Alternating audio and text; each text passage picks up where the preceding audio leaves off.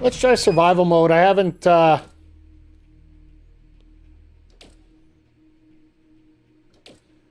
Play versus forever until your eyes bleed. Hey, that sounds about right.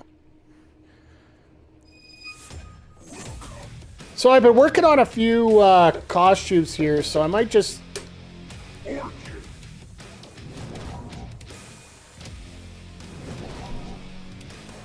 I think this is the one I got.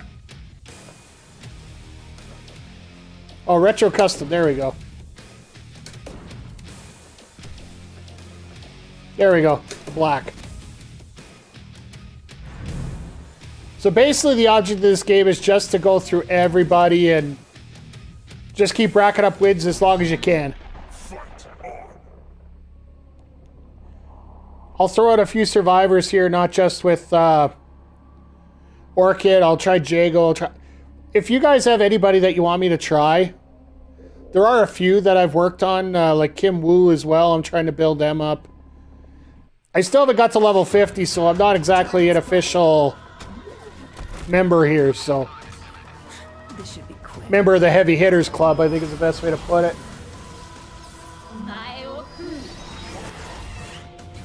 And of course, right off the bat, I get one of... Oh, Hisako's not bad for me.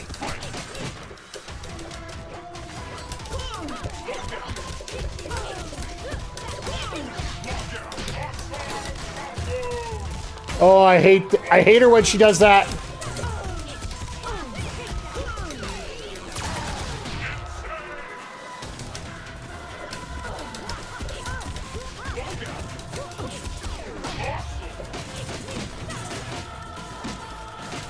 Didn't get that ender the way I wanted to there.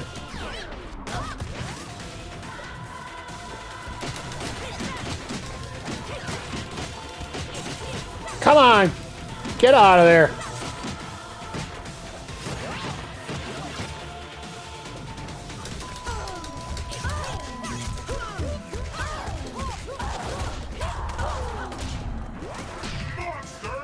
There we go. That's a nice way to break out of that.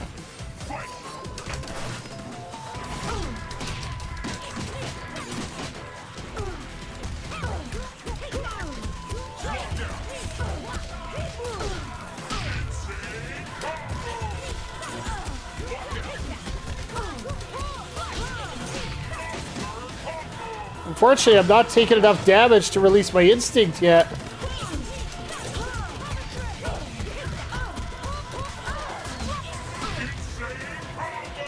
Come on, Shin.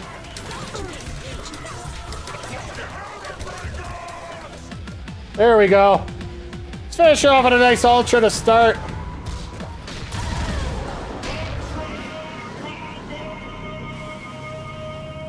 Always a good way to start. Fleshing out Orchid tech. You could tell this game was rather simple Supreme victory. when you have... Oh, what do we got here? Oh. Nice. All right. Let's keep going here. You can tell I haven't done the survival mode as much as I really need to keep things going here, so...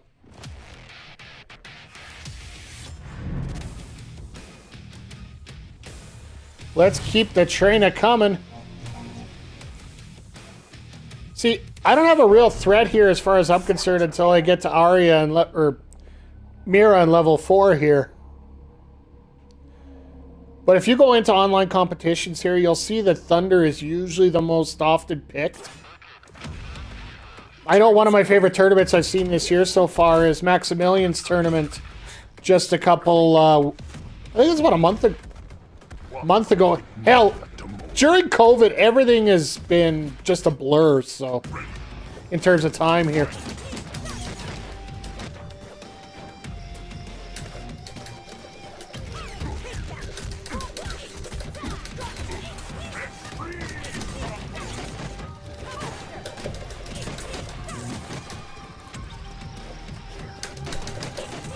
Just trying to get in there, but he's blocking everything.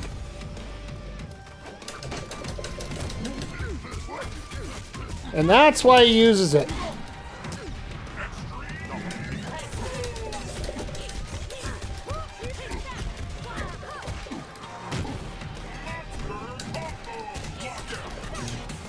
Damn it, I had him.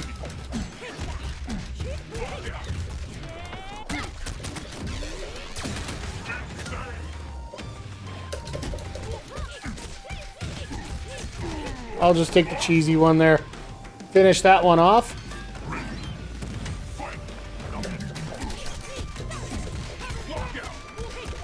So, in terms of things I'm looking at for the channel here, I was actually nice enough to, I pre-ordered Mario Golf when I went in last week, so picked up some extra stuff at EB Games here, so. Damn. Oh, I got... Ah.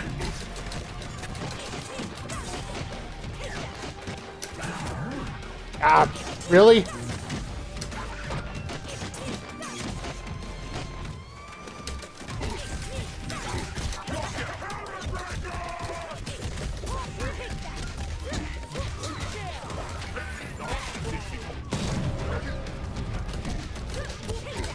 Here we go.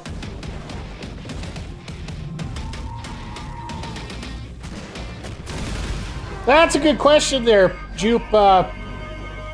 You're looking for a snack? I would say Twinkies is a good choice there, Shadow to Cloud. If you're just... What kind of store is she going to? Is she going to the grocery store or the corner store? That's also a very important point, because... Something edible I have full sort. Yeah, that's... Yeah, that's a good way to put it there, too. My go-to is actually... I know this is going to sound weird, but if I want something like a candy, I go for Mike and Ike's right now. Hey, Jared! Good to see you, my friend. I thought you'd be online tonight with KI. I was trying to hook up with you earlier, but there was nobody online, so we went into survival mode here for a bit. So, but getting back into the question earlier, if I want a snack, I get Mike and Ike's in terms of like a sugary thing. Or I'll even go for, I've had a big kick for apples lately. The other thing I do now is anytime I get any of those cravings for anything extra like that, I picked up a Magic Bullet last year. Absolutely gotta have the candy named after myself. And the fact you can get them at Walmart for $1. That's the thing that gets me. If I could get a sugar candy that's $1 a box like that, where even at the corner store it's like $2.50.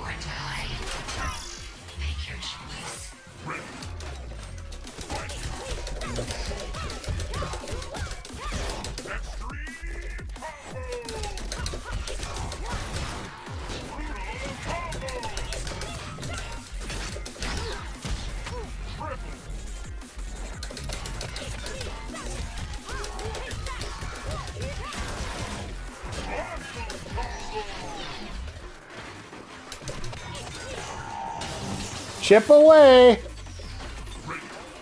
Yeah, that's the one thing I found weird. If you go to Walmart, the candy aisle, there's a lot of cheap deals you can get there. They got their no-name candies there for $1 or $2. If you go to the candy aisle, it costs you $2. If you go to the tills, there's actually gummy bears and there's gummy bears and there's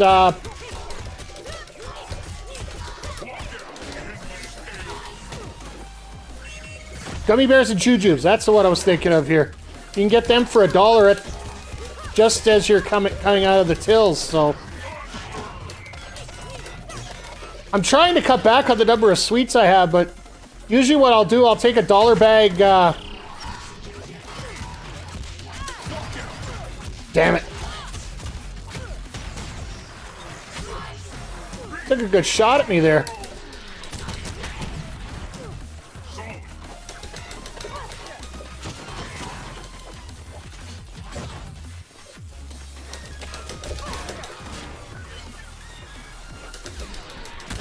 Damn it! I gotta get rid of this one area. This is...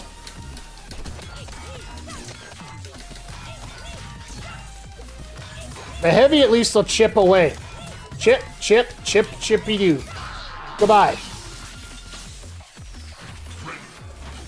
You know what? Root beer and ice cream, that is also a good choice, but for me personally, I haven't had a lot of ice cream. It's almost so like ah,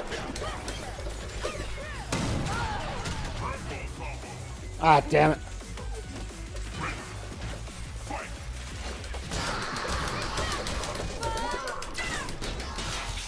Oh, I tried to get the 8. One step closer to flushing out Ultra Tech.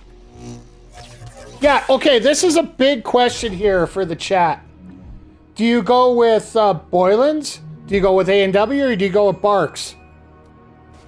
Like for me, root beer is a big, big choice here. Because I know that you can get a very different taste out of all three. Personally, if I'm going fountain, I'm going A&W. See, chat's with me all around here. You did a blind root beer taste test with 8. Where am I getting into these? Like, seriously. You go with Grizzly Paw?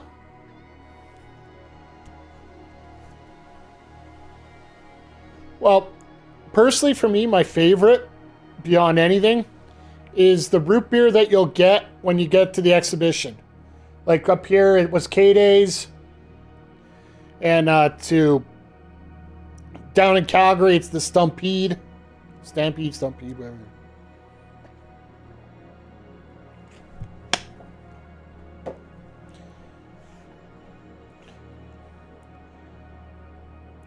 A&W is good in the restaurant. That I'll give you, because I know we sell it at. Well, let's just pull behind the curtain here. I work at a gas station car wash here in Edmonton. I'm one of the area managers, and I find that Barks goes a lot faster than A&W, but neither one of them really sell overly quick. So, frosted mugs make the root beer absolutely. Like, I know myself, I keep 2 glasses and 3 mugs in the freezer, just frosting up. It's been a while because I usually keep them for my beer, and I think the last time I had a beer was, well, hell, that would have been Target spotted. Elimination Chamber, and before that it was a Super Bowl. I used to drink, like, for every pay-per-view and all that. Just the influence of being around. Ah, frick. Forgot Miro was here.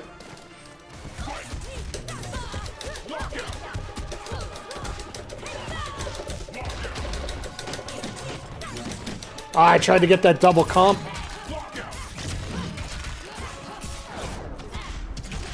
She got me good.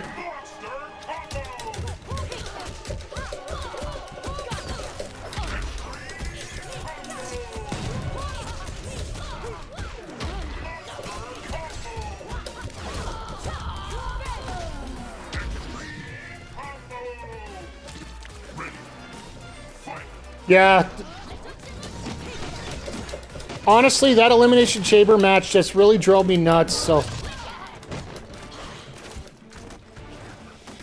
Actually, most of WWE's booking right now is actually really asinine to me.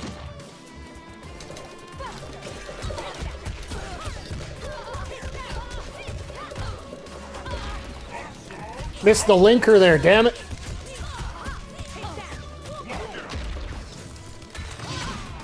Nice hold. Ooh.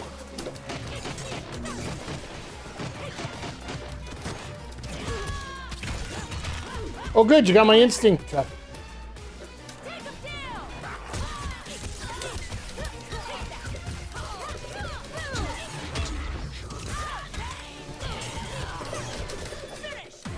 There we go.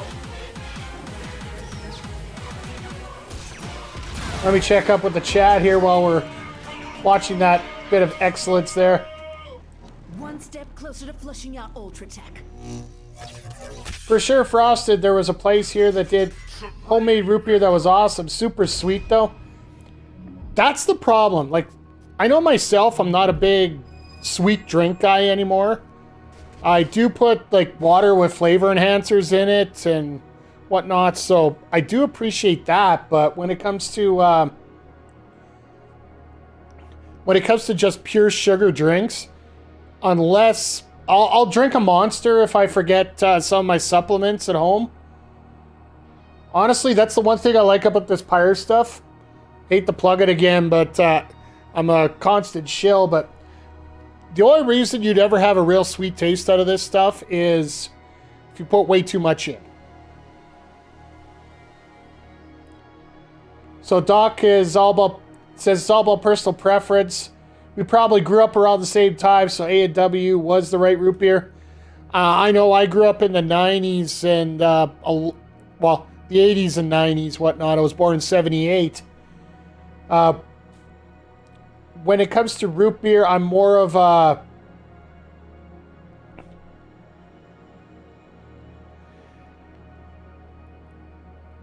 Sorry, when it comes to root beer, I really wasn't a big root beer fan to begin with, but it's grown on me a little bit, and I stick with the A&W here.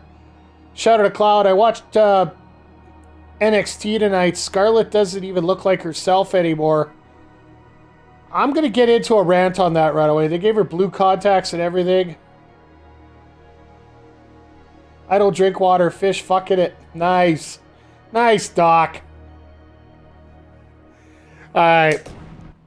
I'll give you that. That's all good there.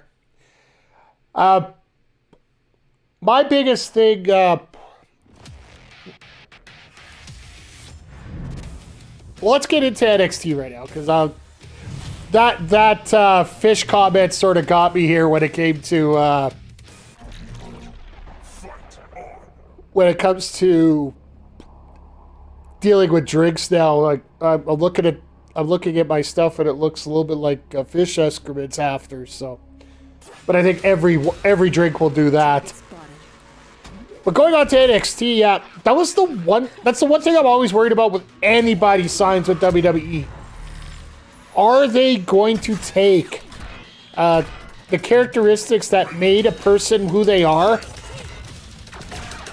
Or are they going to let them keep them, or are they going to try to...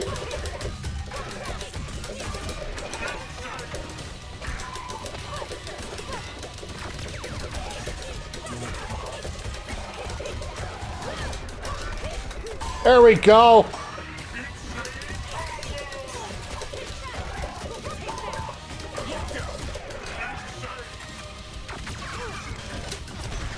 Oh my god, I guessed one right for once.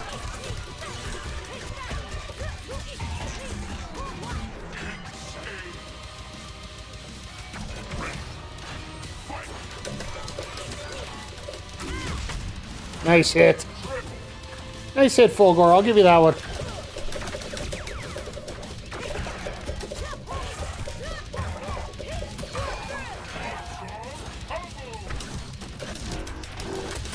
Nice. But you keep hitting me with those mediums, and that's just my default go-to when it comes to you and your combos.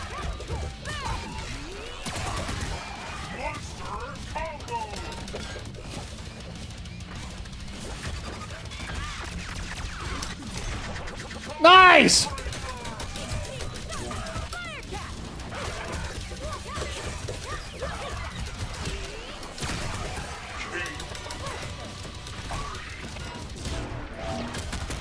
Nice.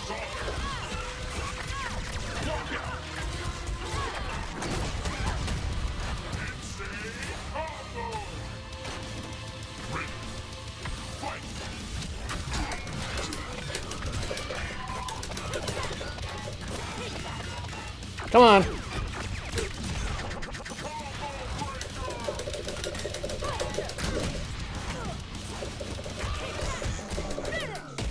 There we go.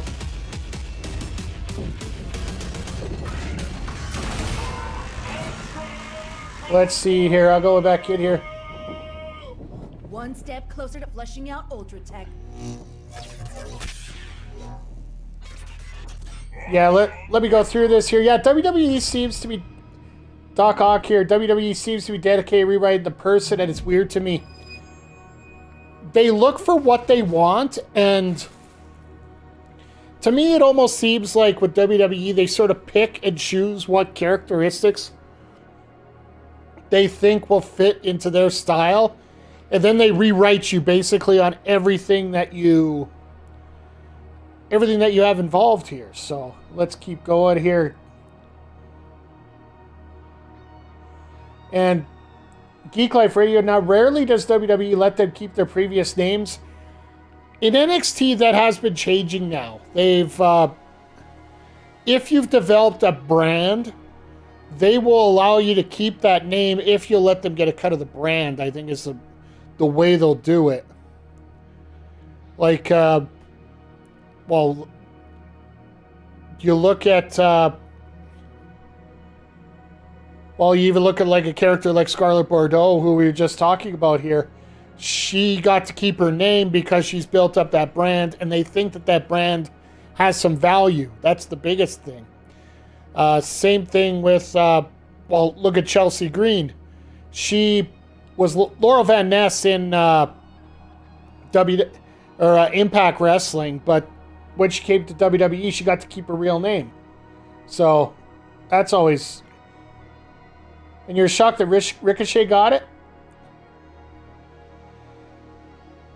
A lot of good on him. I mean, Drew wasn't even allowed to use his name. Once the higher-ups found out he was using his last name, he was forced to enter to find a new show. Last name to fit his gimmick. Oh. Os, not Ock. Okay. Ospalak. I'm sorry I'm pulling a Blake Cannon on you, my friend. I will try to fix that up here. Geek Life, I'm not going to get into spoilers on you other than watch that damn main event. That's the big thing right now. Watch that main event and just admire. It's one of the bigger things there, so.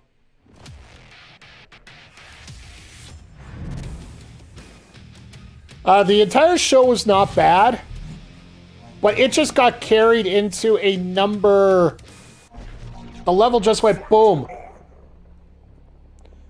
Just watch it. Watch it. Watch it. Yeah, the main event was the Lights Out match. And it was just absolutely amazing. And we're just talking about WWE trying to rebrand your character. And Shadow the Cloud had it perfectly in the chat. Eons have tempered my blade. I hate this guy. I hate long-range weapons.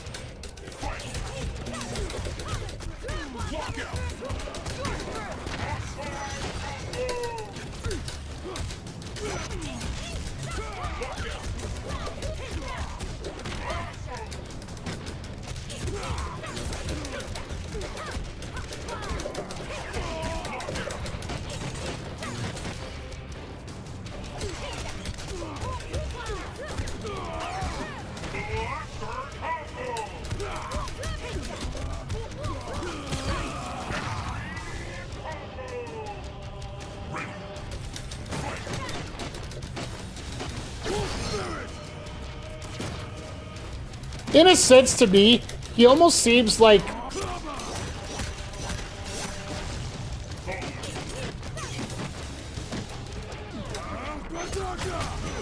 Tusk, to me, in many ways, just makes me think of...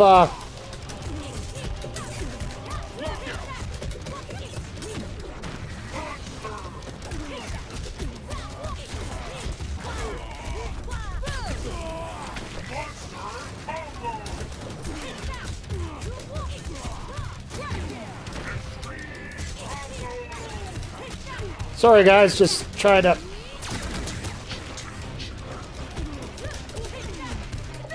There we go, let's get another Ultra in here.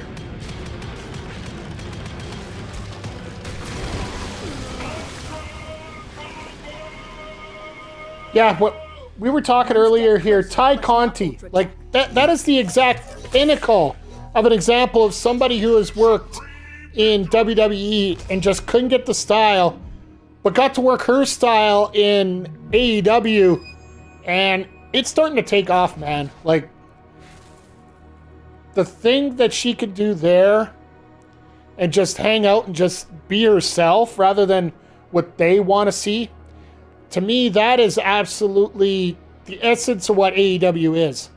They're trying to be their own thing. And sure, we're going to have some matches that are just big. And yes, I do need to make an emoji of myself going like, ugh. But I think I actually have one of those in the cartoon set, but I digress here. But the thing is, they're letting their talent speak for themselves right now. They're not getting into situations here where they're booking themselves into a corner. If you let the talent just be the talent, it's a lot easier to get yourself out of stupid situations. The best example I could give right now, take a look at the Eddie Kingston John Moxley tag team right now after the lovely set of pyro we had here when it was basically, I'm pretty sure that Coda provided the fireworks, as he promised them they would have something big of an apocalypse, as he is the knight of the apocalypse. Kingston and Moxley just turned it out into part of a story and got themselves out of a big problem.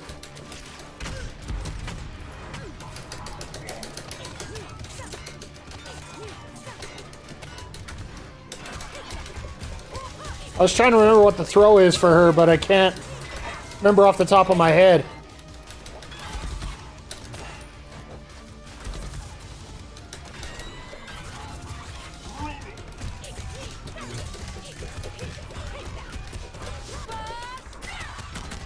There we go. Yeah, Kingston is one of the best on the mic. Like, if you guys get a chance to watch Wrestling with Regret, he had he was doing a thing with UWF today. Not the Herb Abrams UWF, but the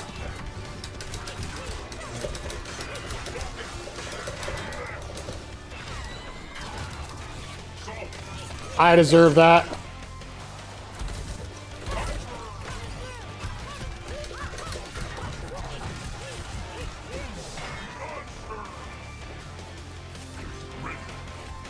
But yeah, basically the UWF he was referring to came out of New York.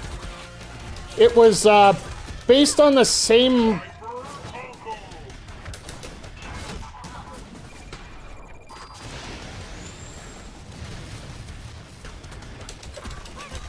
It was from the same group that did the...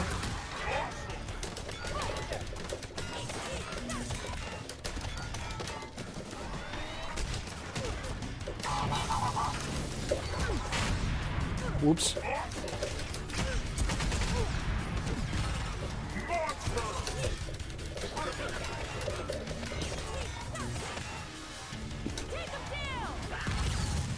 Wow, you shot my kitty!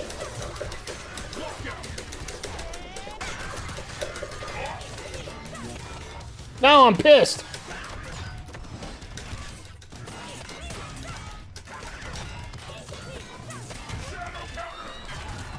Nice counter. Yes, Jupiter, I did use that clip right well. I knew you were going to clip that for some reason. All right, I deserve this hit.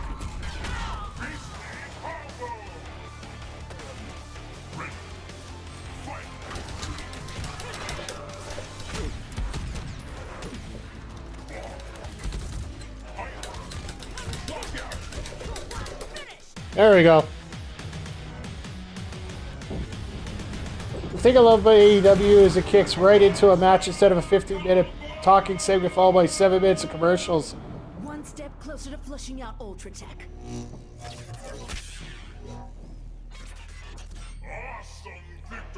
Yeah, Doc Haas. Honestly, Orchid isn't somebody I normally played with as a character here. But since I, ooh, I agree with sound. Yeah, there we go. When I was playing the original one, it was Glacius and Fulgor. Going back to the original one, but moving on to this one. I see. Jared, thank you for adding me as a friend on here. I do appreciate it.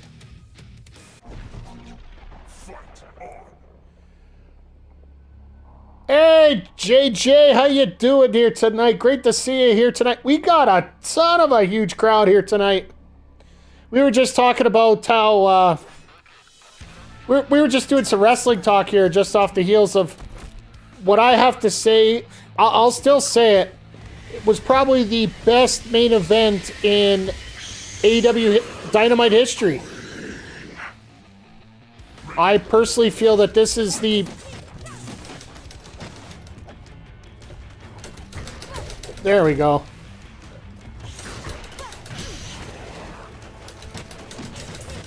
Get these buggers off of me.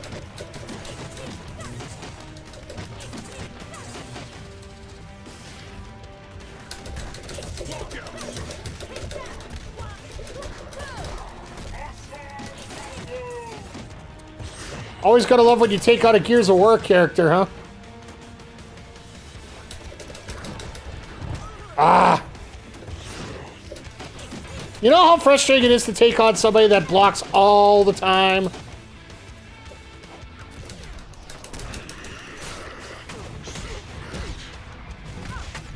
Yeah. Bug off.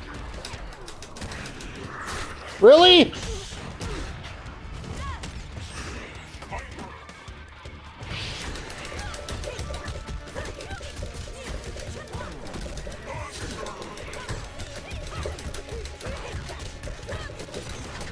Oh, come on, I hit my heavy. What the hell?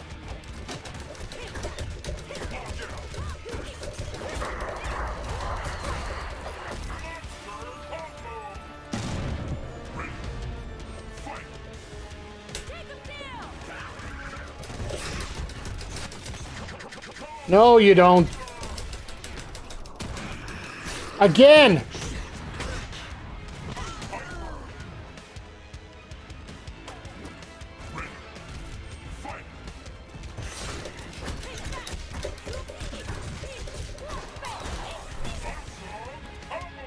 You know what? I appreciate you if you lurk, if you pop it around, or you're popping into the chat. I do.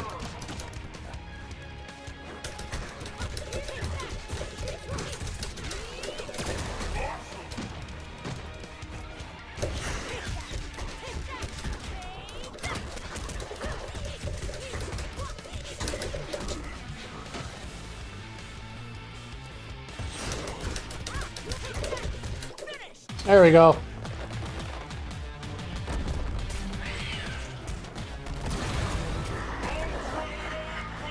Let me catch up on the chat here while we're here. One step closer to flushing out Ultra Tech. Awesome victory. So, all right, let me throw this in here. JJ, in terms of cringing, oh yeah, I cringed too. Like, I was not I'm never a big deathmatch guy. Like, if you guys remember Clandestine 1, if you haven't, go to YouTube. Clandestine Society Act 1, it's on my channel. Watch it. The main event was a deathmatch. They brought out barbed wire, the whole works of it, light tubes, tacks. I don't know. I actually bowed out of it in terms of commentary. I let Big Bad Boris handle it with the Saskatchewan boys, Sean Moore and Michael L. Richard Clark on commentary there, because I wasn't going to have any of it, so. But this one I actually liked. It was actually really appreciated. Doc Oss, they have a success for Killer Croc. Actually, this character here, General Rom, he's based out of the Gears of War series. He's one of the main guys there.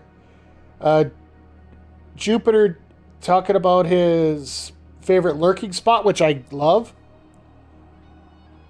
And yeah, Ram is one of the bad guys, I do believe, in the Gears of War series. I haven't played it, so I'm not sure. And Jupiter definitely is a lurky boy. Thumbtacks always make me cringe as well. The MJF promo, he's working with Tully Blanchard now, for Pete's sake. Like, what else can you say? He is working with one of the greatest of all time. Tully Blanchard there. And I guarantee you, Arn Anderson is behind the scenes working with these guys just as much. Because now, instead of double A, it's double S. If you guys didn't pick that up in that promo by Tully, that's one of those subtle nuances there that they wanted to get out. So, let's keep going here. Lurky Jerky, yep. Get it on a shirt, Jupe. Either you do or I do.